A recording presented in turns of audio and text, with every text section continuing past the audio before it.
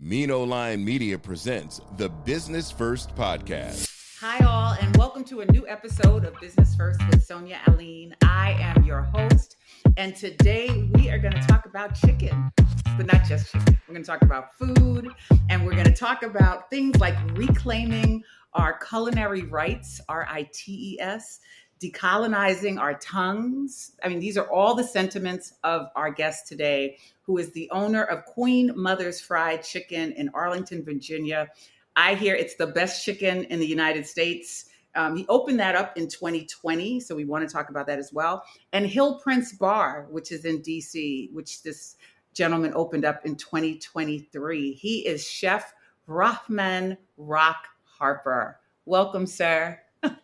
Thank you so much, Sonia. I appreciate that. That was a great intro, and I can talk about fried chicken for hours. So I am looking forward to it. Yeah. And what I love in terms of some of the things that I've seen about and you've done a lot. I mean, you were the season 3 winner on Hell's Kitchen. You've been on Chef Wanted with Anne Burrell. You were a semifinalist for the Best Chef Mid-Atlantic category for the James Beard Award. So, I mean, you've done a lot of work before you actually opened up these restaurants. But what I love about your politics around food is that you are unapologetically about, as I said in the intro, reclaiming our culinary rights, as you said, to quote, decolonizing your tongue.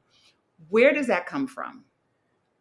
Well, two things. One, that I first heard that phrase from my dear sister, Dr. Sonia Alleyne, who is the owner of Calabash Tea and Tonic. I love Sonia. Oh my gosh. There you go. I'm a big fan of Sonia. Okay. There you go. So small world. So decolonizing the tongue, the phrase, I have to make sure I nod that back to her.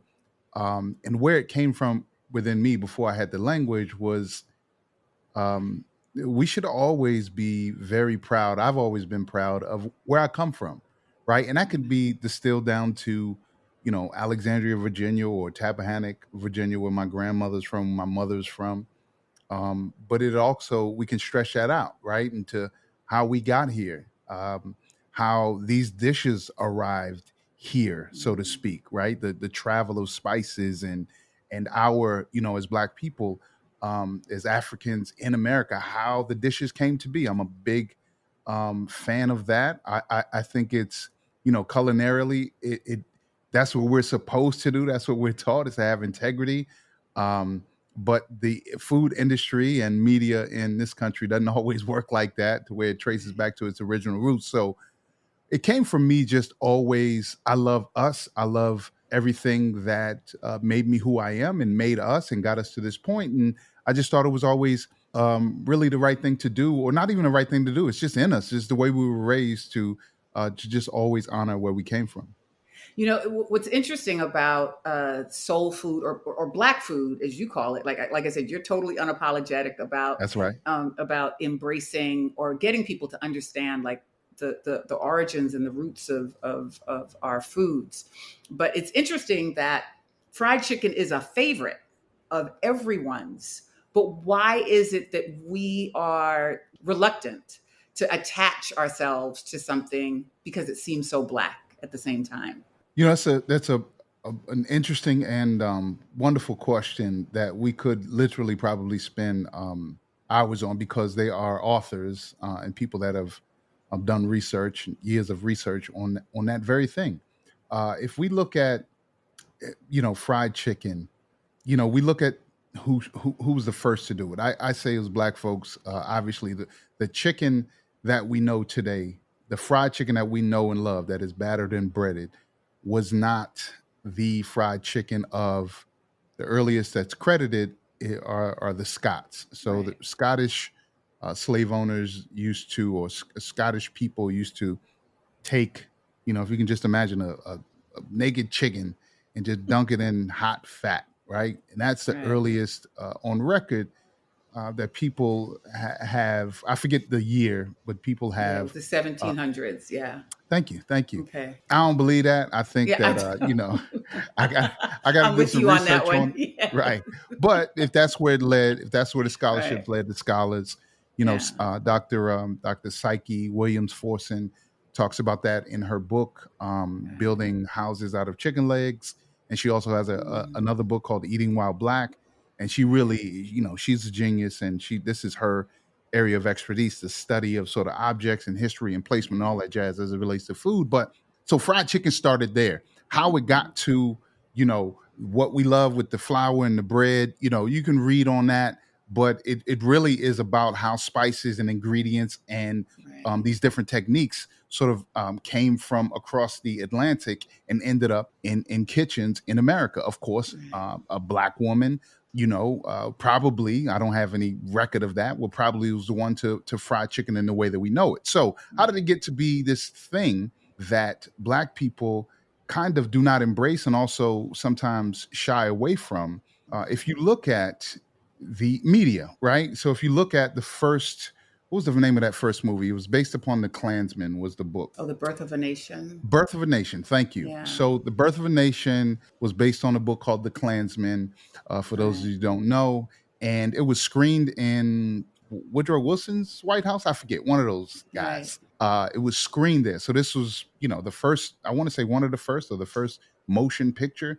And it does a lot of things. But in that movie, they depict, these ravenous Black people chasing white women, for instance, and taking over Congress and acting like savages, right? Yeah. Or unruly, kicking their feet up on the desk with no shoes on and eating fried chicken, right? So that's one of the earliest sort of indications of like, we're going to use this thing that you all created or you all love or everybody loves, as you alluded to make it seem like it's negative. And then you can see, from the mammy figures, from the stereotypical fried chicken watermelon, big lip, bug-eyed, negatively portrayed with a chicken bone in his hand or leaving chicken. There's so much of this stuff that used to happen in billboards and in publications that was really, perfectly normal at the time, that led to us, right? One of the things that led to us collectively, right? I know Black folks, I know celebrities, some that will not eat fried chicken in public. For that very reason. So I think media shaping and also the unhealthy connotation, right? The way our plates, soul food, Black food has been sort of sometimes demonized to, you all need to eat better, right? We don't do that with Italian food, right? Some of the heavy Italian food. We don't do that with, certainly not some of the other cultures around, different Asian foods. We don't necessarily do that, but we do that with all Black food is, and I learned this in culinary school, is unhealthy, right? We're told that. So we're programmed, and this is where the decolonization comes from. We have to unprogram. We have to unlearn and relearn. Actually, fried chicken was a celebratory food, right? It wasn't something that we ate every 2-3 times a week. It's really hard to fry chicken. As a matter of fact, my grandmother would probably say it's not super sustainable because fried chicken, you get 8 pieces, right? She could take, my grandmother and my mother, it could take one chicken and make about 4 or 5 meals out of it. So you can't do that when you're consuming these 1 and 2 pieces. You got to get the bird, you got to slaughter it, you got to, get the feathers off, and you have to do all of those things and dress it. And so it's laborious. It's not necessarily cheap. And also, this lastly, I told you I get passionate about this stuff. Lastly, fried chicken. There's a wonderful example from the women of Gordonsville, Virginia. There's a wonderful example where I first learned about them in building houses out of chicken legs, where fried chicken, also watermelon, another story. But we use these things as tools of economic empowerment, not only just to feed us and not only to make great flavored food, which is a part of anybody's survival, or should be at least, but these women of Gordonsville, Virginia, decided to fry chicken, make pastries, cookies, or coffee, things of that nature. And they were called the waiter carriers. So they would get dressed and they would go down to the train route. Let's just say that. Back in this day, again, forgive me, I'm not good with years, But back in this time, there was no food cart. There was no, Right. food on the train, and train was the primary mode of transportation. And so they would, people would stop in this town of Gordonsville, Virginia, and they would walk a couple miles. Think about that, frying chicken, baking all this Mm. stuff the night before. They walk a little while, and then serve and make money as a result of this. Became super popular. Some people would book their routes just based upon the food cart, just based upon that stop. So this is something to be supremely proud of, right? Yeah. And somehow through these forms of media and these lies and all of this storytelling, we've believed the lie that we should be ashamed of something. First of all, so flavorful, but definitely something to be really, really proud of. And as you stated in the beginning, Black people don't every fried chicken. Chicken is the most consumed meat in this country, maybe the world Yeah. around. But fried chicken restaurants, it's not just us that's eating it, y'all. So it's been some years, but now it's time to undo it and reclaim the good parts of that and much more. Yeah, I love that you have so much information about this and that you are passionate about it. I watched an old interview that you did with Karen Hunter, and one of the things that you said that was surprising to me, I hadn't ever thought about it before, is that when you think about cultures that are connected to dishes, that's one, like, pizza is connected to Italian Americans. And you could think of anything else, right? And it's connected to the culture. We don't really own anything that is connected to Black food or soul food in a major way. When you think about the major corporations that sell things like fried chicken or sell soul food, it's not connected to us. Well, it is now. It not because Queen Mothers is definitely going to make some waves in that space. But Absolutely. I found that fascinating. Now, I did some more research, and since I opened this restaurant, there are Black-owned fried chicken Right. restaurants in different communities. Some of them are multi-state, but I just find it's incredibly just mind-boggling that Black people, who we get all the bad stuff, and we created it, right? I don't think too many people would dispute that. If we just talking the way things went, that was created by our African American ancestors. And to not have any in all of the top three, say what you want about them. Popeyes, KFC is the number one restaurant in the world with the most locations in the world. And what's the other ones? Churches, and now you got the Zaxby's thing, and you got Chick-fil-A, and you got all of these restaurants. And with Bojangles, and we, maybe on a franchise level, we own some. Right. But the fact that we are not involved, I just find that incredibly just mind-blowing. If we were talking pizza and there was no Italians that owned any pizza restaurants of significance, people would be like, huh? You can do that with any dishes across any cultures, and you will find representation at higher levels, at least in the inception of these concepts, but definitely as they've moved on. And we do not. And I'll tell you why that's important. Just really quick. I won't go into it too far. No. I want you to explain that. I think it's important for the audience to understand that. I think the simplest reason is our economic power, right? Or just you make money, right? So, think about all those restaurants I just named. One of them is only open on 6 days.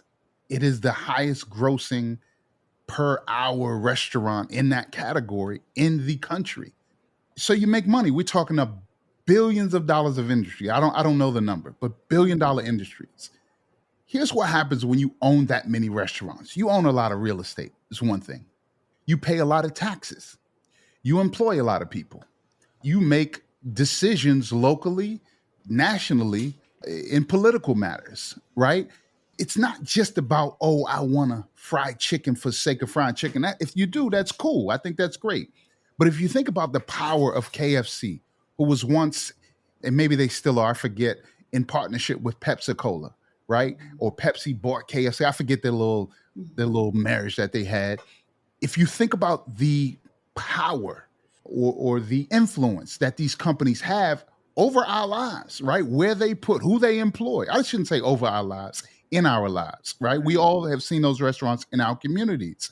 And if Black people had some of that influence through a business perspective, I think it would be definitely significant. The other side, say what you want about, restaurants not being good, right? The revolution, the evolution of fast food is has been in certain cases detrimental to Black people. I get that point.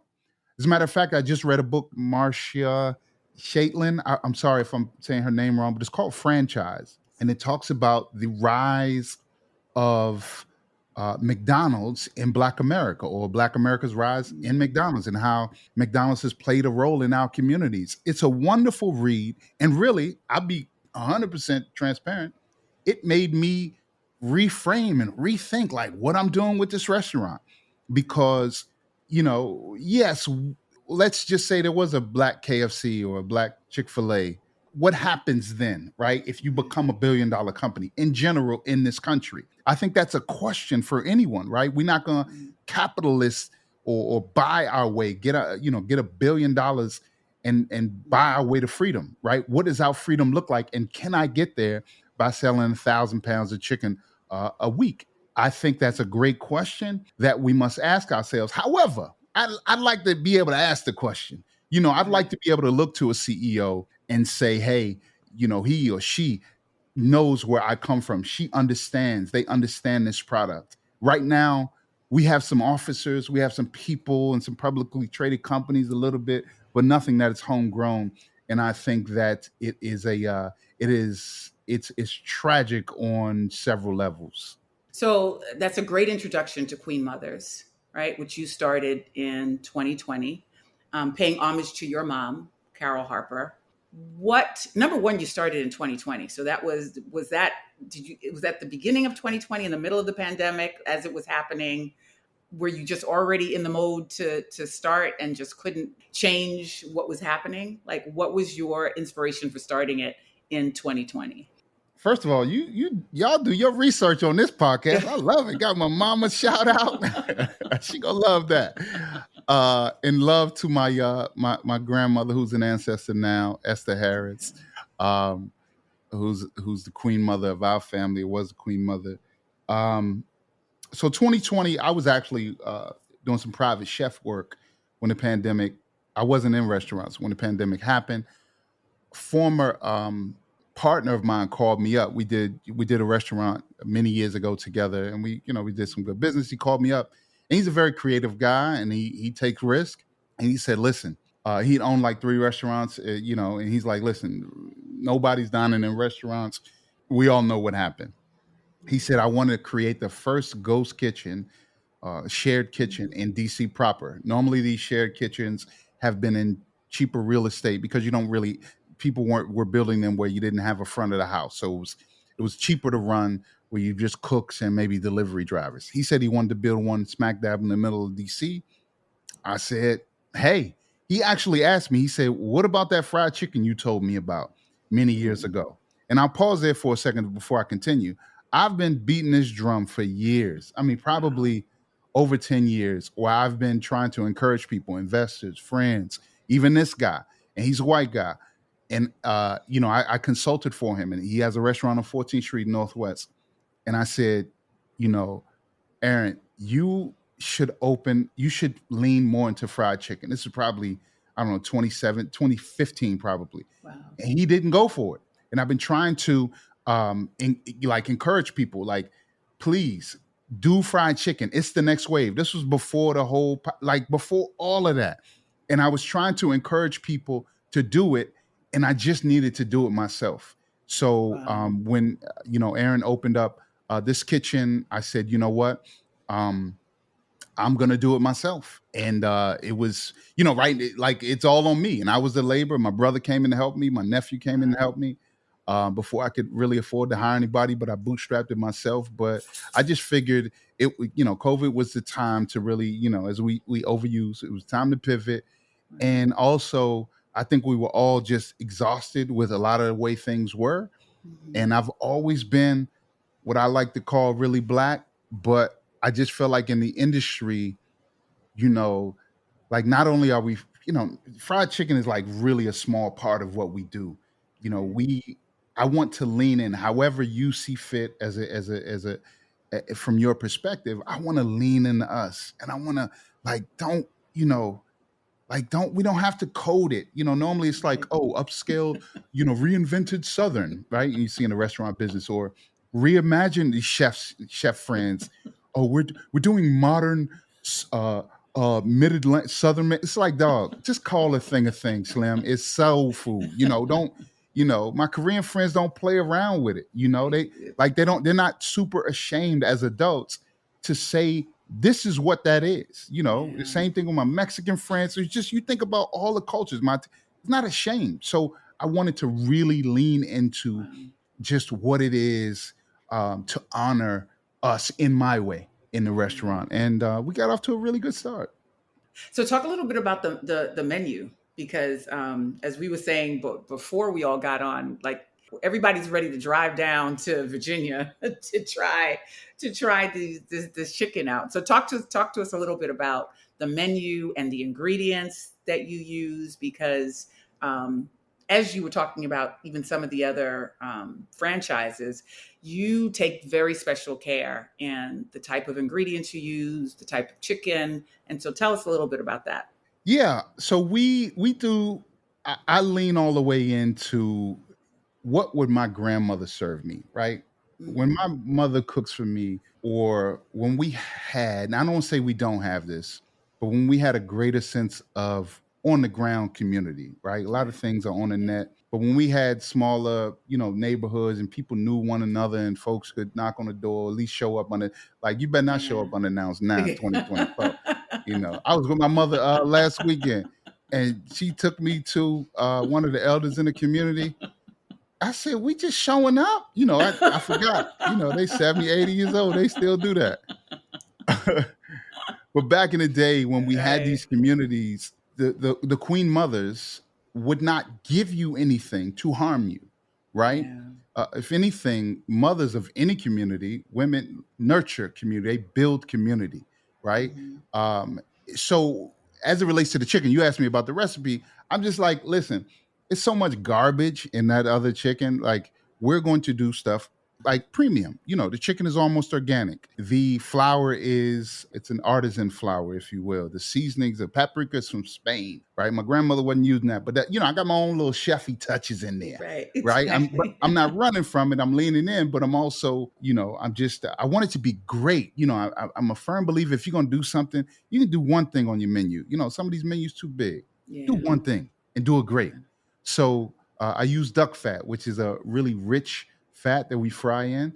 And we also use a little rice flour in our flour. And what that does is it gives it, if you think about tempura, which is 100% rice flour absorbs less oil, right? So it gives it that crisp. The oil drains off a little better, especially when we clean it as much as we do. And we serve it on a fresh brioche bread. So I just really believe in serving the best and offering that to guests that want it. Now, that does come at a price. And I do believe that, most people, I know most people don't understand how the food system works and how we get to really cheap food on these restaurant menus. So I really wanted to be intentional to serve a great product. So you see that all throughout the menu. Fried chicken, we use a breast. It is, like I said, it is the only thing that my chicken is not is a farm in named Bellin Evans in Pennsylvania. The only thing that our chicken is not organic is the land that it's farmed on, it's grown on. Mm-hmm. So all the other things, if you look at their website, they don't pay me or anything like that, but their standards are far and above any other chicken grower standards in the country. Definitely in this area where we grow a lot of chicken. So I just believe in serving great product. And we don't move as much, right? I could use a chippy chicken, a cheaper bun, cheaper mayonnaise. I could use cheaper everything. Just like all of those other restaurants that I named, I could bring my costs down. I could make a lot more money. I could bring customers' costs down, but I refuse to do that. So it's great. It tastes great. Yeah. One of the things that you talked about, and I think it's important to explore, particularly for people who are trying to figure out whether they want to go into the food business or any other business. And you just said it, the importance of just doing one thing great. Like, I recently went to it's a bagel shop in Manhattan, and they only have 3 different types of bagels. Like, most bagel shops have like endless types of, flavors. They only have three different types. Mm-hmm. Like the menu, there's only like 4 things on the menu. The line is out the door, but the food is really, really good. And I experienced that just about a month ago, and it made me rethink about the importance of, and you're actually operating in the same way. You have one product, and just focusing on making it the best. Talk to us, particularly for folks in the audience. There's another gentleman in our neighborhood who just closed his shop, and I'm feeling the reason that he closed it was because he had so many different items there, right? But nothing in particular that like you'd be excited about. He had shakes and dessert and bagels and wraps and like patties, and like he had so many different things, but nothing special about what was in the shop. And so sometimes I think business owners feel like they have to have a lot of variety. And what you're saying is that you don't necessarily have to do that. I'm a firm believer of going deep and then going wide, right? Mm-hmm. So we go deep first and then we go wide. And what I mean by that is do one thing great. Like, what are you known for? And there's countless examples, not just in food, of successful companies that have done that well. And there's companies that have not done it well. And there are so many examples. I mean, if you look at Apple, right? When Steve Jobs took over, I haven't read his bio in a long time, but I think I remember it got rid of a bunch of products, and we're going to focus on that one flagship product. And then they started to go wide, and they continue to go wide, but they have such a massive foundation, they can do that thoughtfully. In the case of restaurants, you just from a chef, let's just say from a cook standpoint, it is expensive and it's hard to be able to do a bunch of things really well. Because let's just say you want to do chicken, seafood, beef. I got to have a burger. I got to have something for the kids. So we're going to have a little pizza. We're going to fries. Or we got to get the vegans in. Well, what are the vegans eating, right? And you think about all of the people. And what you realize is that I either have one cook that is doing a bunch of different prep, different times throughout the day. Food might not be that safe. I might have to over order or might have to under order. They might have to go to the store because I probably don't have that many guests. So I'm getting a little bit of this, or we run out and the customer experience is not that great, right? If you think about just all of those, I just named proteins. That's not even including the sides. Someone has to make that. It has to be received or gone out and purchased and then prepped safely. It's super hard and very stressful with all of those different products. And so it's just not a great business decision to me to start out that way, because one of the reasons is many restaurants in general, but definitely Black restaurants, are undercapitalized. We have great ideas. We may have great service. We probably have excellent food, but you still need money. You need a lot of money or a fair amount of money to be able to run the restaurant, so you don't have to worry about the rent in 6 months. Many restaurants, most restaurants, I would dare say, are undercapitalized. So what happens with me, for instance, I was undercapitalized. It was me. When I run out of something, I have one poultry product. I have 2 now. I have tenders and I have chicken breast. I have one poultry product. So when I run out, or my inventory, for instance, when I'm trying to see what to order, I just have if you come into my place, you're getting a chicken sandwich. So if I did 100 customers yesterday, I did at least 100 chicken sandwiches, maybe more if people ordered more. So it's easier for me to go out and shop, or if I run out, it's easier for me to access that product. And you can make tweaks to one dish, right? The recipe I started is not the recipe I have right now. I can make subtle tweaks because that's all I do. My staff training is very easy. I tell my new cooks, this is what you do. You're going to get used. You're going to love this process right here, or, to work here, because you're going to be an expert at it. So it's very easy on so many different levels. to operate. And I think such a smart decision. Now, as we grow, we will, like I said, I've added tenders. We got chicken and waffles. We're going to add a salad soon. We'll have a grilled cheese on the griddle. I have a bigger staff. I'm at National Landing, where Amazon 2's headquarters is, where we have families in, Amazonians, the workers that can afford 20, 18, 20, $24 lunches. So we'll have maybe a beer or some wine at night. Then now we can stretch out because now I have more resources. Now I have more staff. But going deep, right, allowed me the opportunity to be in this position. And one last thing I'll say, many people, you have to know your customer. I know you talk about this. Most restaurant folks have no idea what problem they're solving, right? And I'm not saying that like I know better, but I've learned better, right? I do know better now.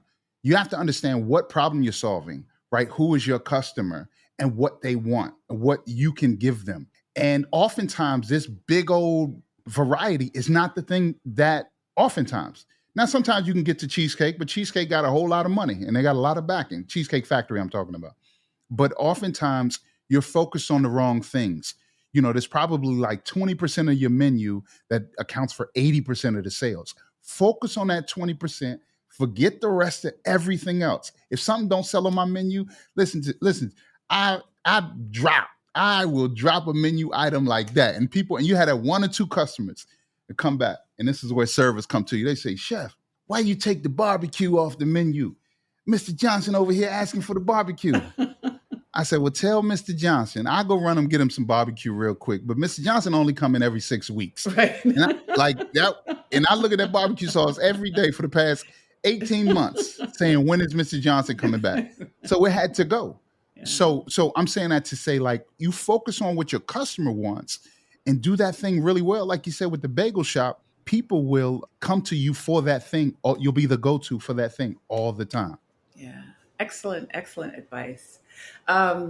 We need to know a little bit about your background. Like, when did food become a passion for you?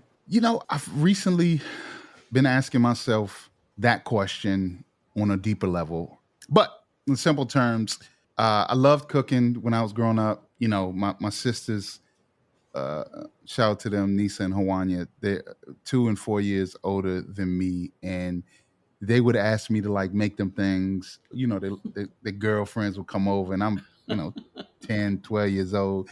So I'm making noodles, ramen and hot dogs and scrambled eggs. We put a little baking powder in them. We were economically challenged. So when we had to play illusions games on our own minds. You can get more egg, but it fluffed up, make you think you was getting a bigger omelet.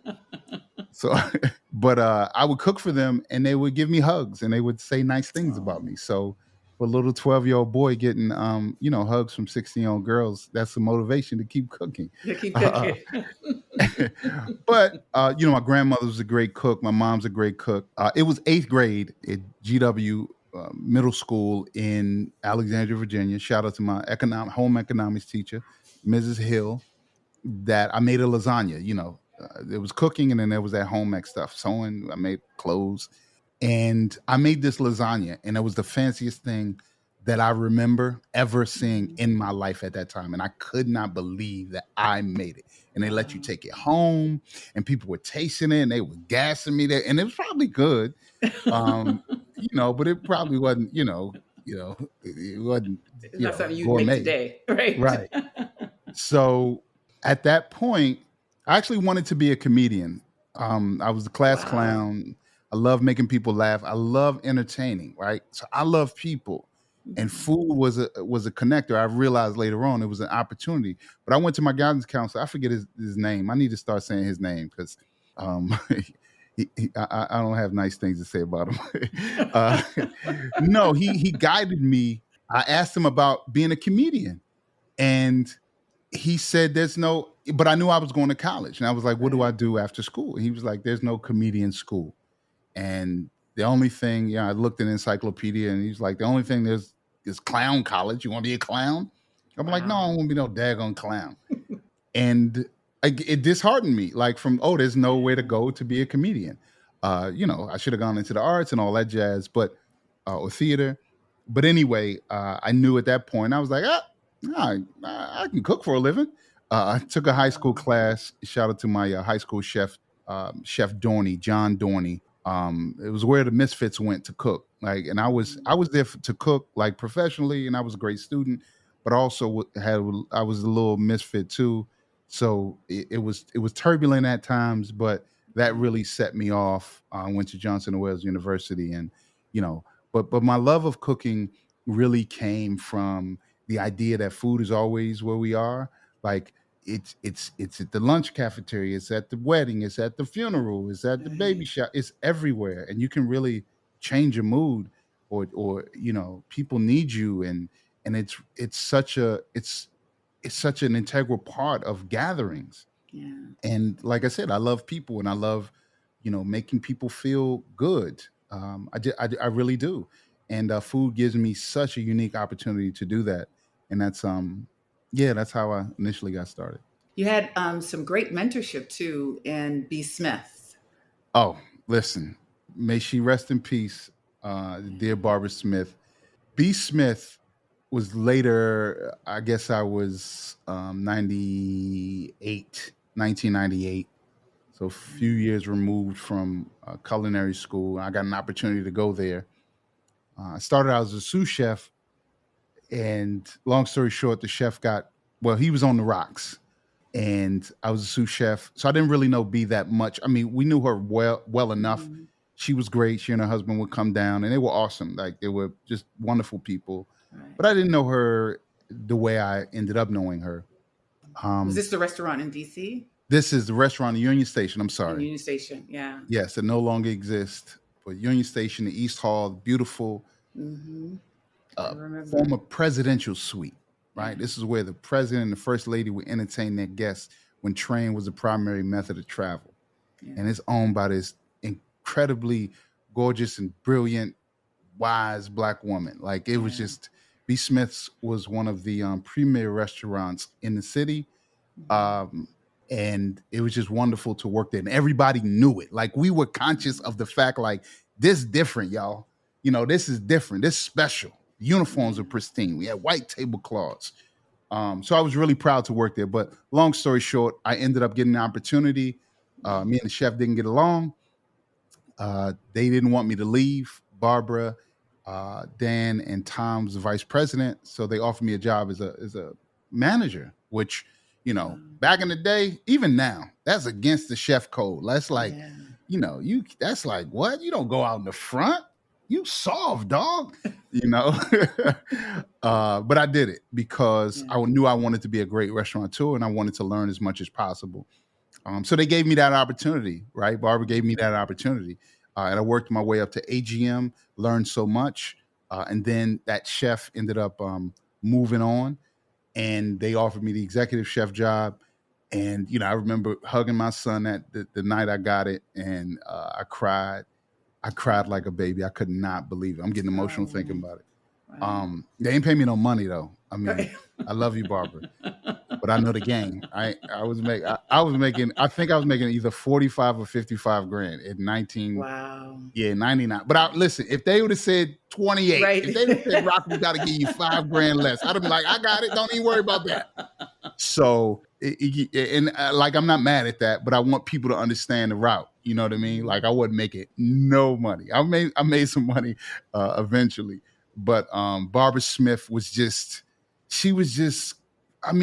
amazing is probably too small a word. I mean, radio show, television. She was the first person to put me on TV, on the Food Network. I had to put that on my bio, and I got to find that tape.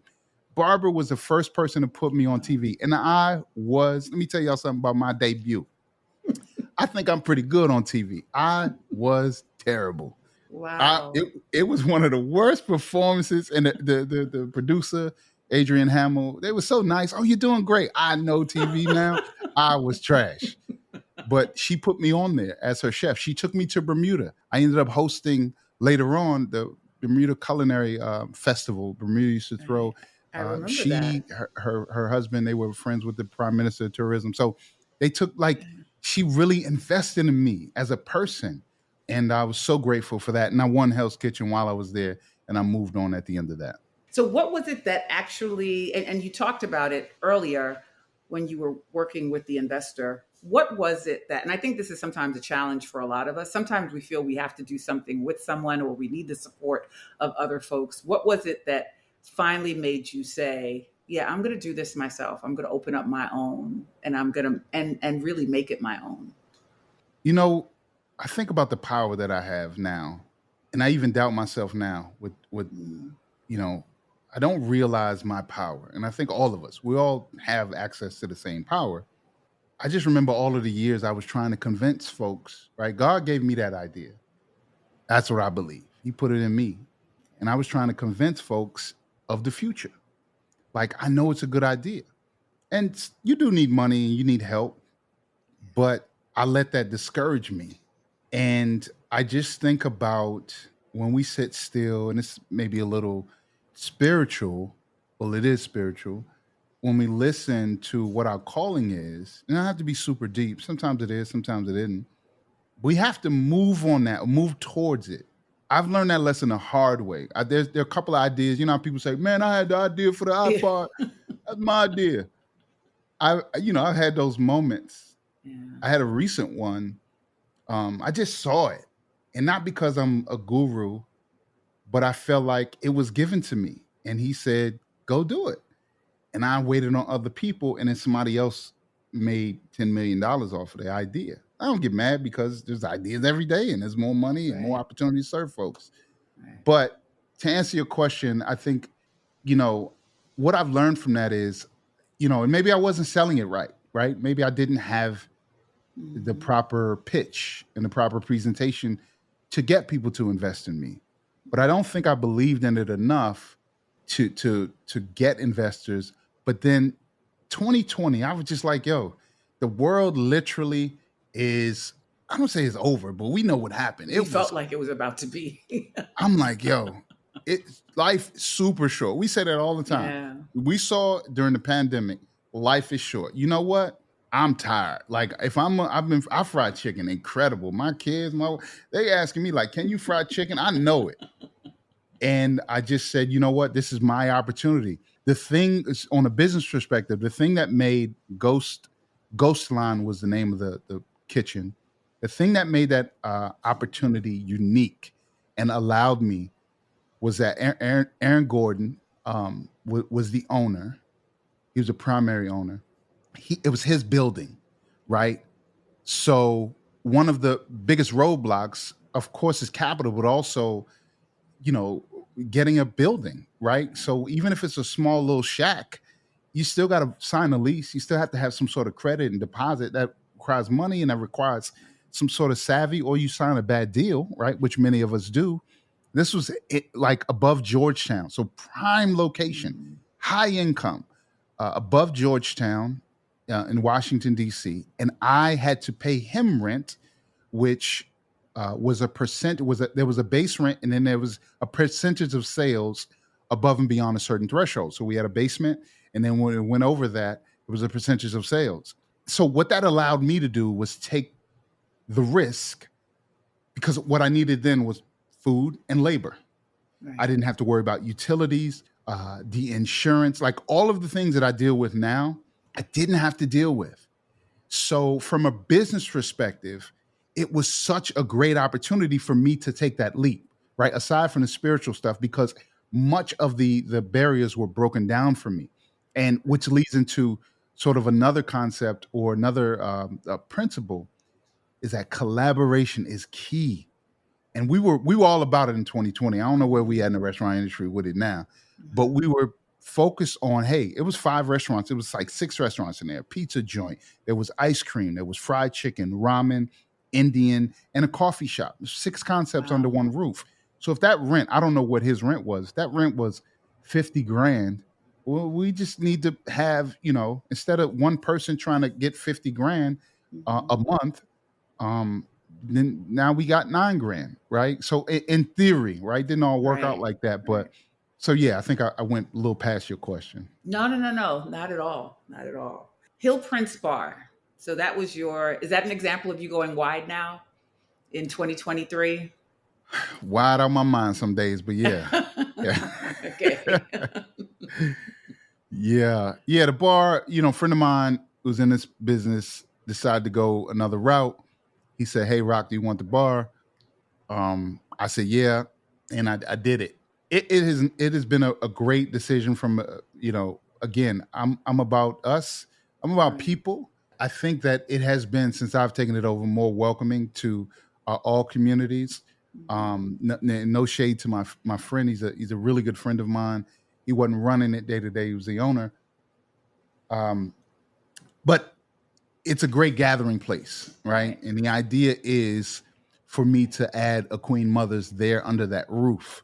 So it'll make sense. And especially, if you're having fried chicken, again, I talked about it earlier, Right. what's better than a beer or a cocktail or even a Right. non-alcoholic drink to go along with it? Queen Mother's now is an outdoor water park. So we have seats and we have, it's an actual building. So it makes sense on a lot of levels. But there are things that I've had to do to take it to a place that it wasn't at before I got it. So it's going to pan out to be a good move, but it is not easy. I'd say that.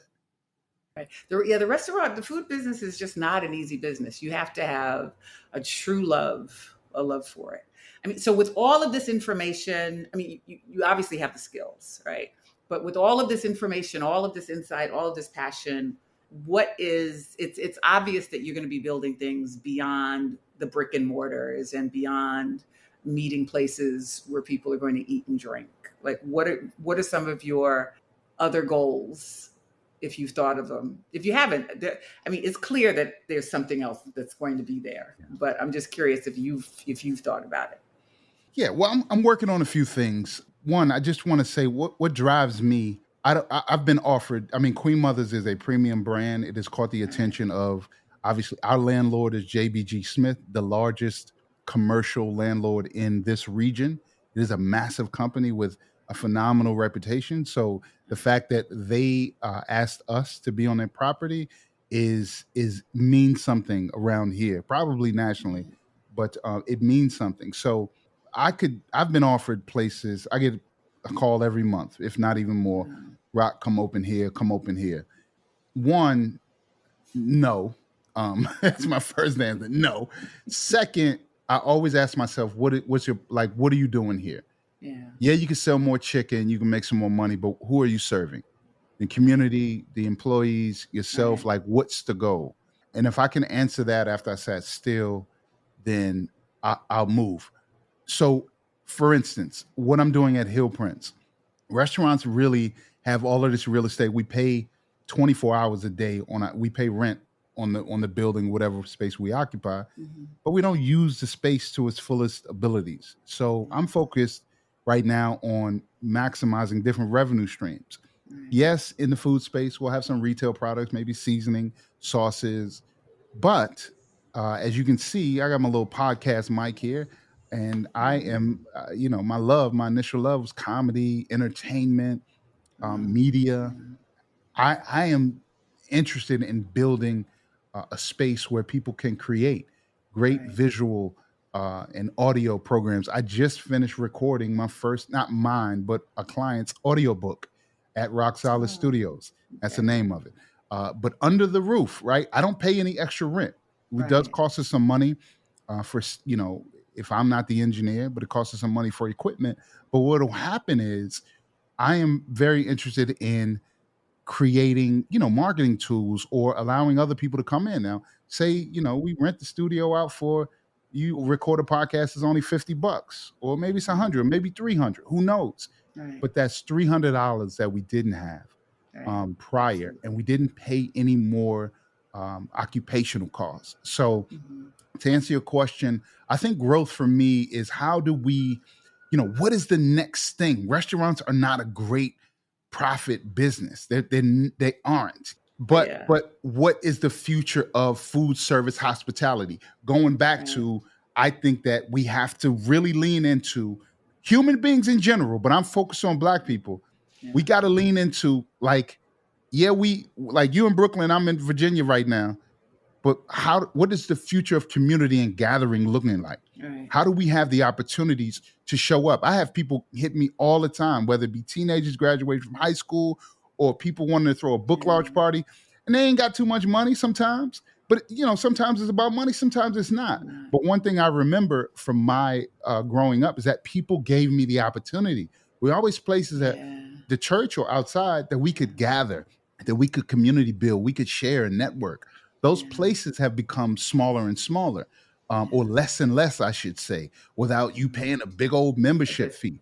Now, I'm not saying there's nothing wrong with that, but what I'm interested in is how can we really use our buildings and our food and our, like you said, the skills to create these spaces of gathering and creation, right? If somebody gets, I don't know, they need to do an AI podcast under my roof, I'm good with it. Like if that becomes a thing and they teaching about AI or they're learning about it, I don't know. I have no idea, but I just really, I want to offer spaces of belonging, and also how do we do that under the same roof so we can create more revenue without increasing our costs? So how do we stay in touch with you? How do we follow you? Give us all of the social media platforms, all of the addresses, everywhere we can stay connected. Thank you. Well, the main place is queenmothercooks.com. That's queenmothercooks.com. On Instagram, the restaurant is Queen Mothers DC. And on Instagram, the bar is Hill Prince Bar. That's where you'll find us. Hill Prince Bar, Queen Mothers DC. You see all of the links there. And keep up with us. We're definitely going to grow the brand and try to grow it so we can empower people that generally don't have the opportunity to get into the restaurant business with their food. So that's my mission. And keep up. Yeah. And we would love to have you back to hear about how you're growing and developing. I truly enjoyed learning all your perspectives. And so thank you so much for being a part of this podcast. This was incredible. Thank you for having me. I just had a little espresso before I came on, so forgive me if I went a little long, but this was incredible. Thank you for sharing your audience with me, or me with your audience. You are welcome. And thank you all for listening. We'll be back again next week with another great guest. Take care. The Business First podcast is hosted and produced by Sonia Alleyne. Executive producer Ken Johnson. Find the Business First podcast on Apple Podcast, Stitcher, Spotify, Odyssey, iHeartRadio, Amazon Music, TuneIn, or wherever you get your podcast. On social media on IG at business_first_podcast. Follow the Mean Old Line Media Podcast Network on IG at Mean Old Line Media. Get the Mean Old Line Media app in the App Store or Google Play. The Business First podcast is a Mean Old Line Media production.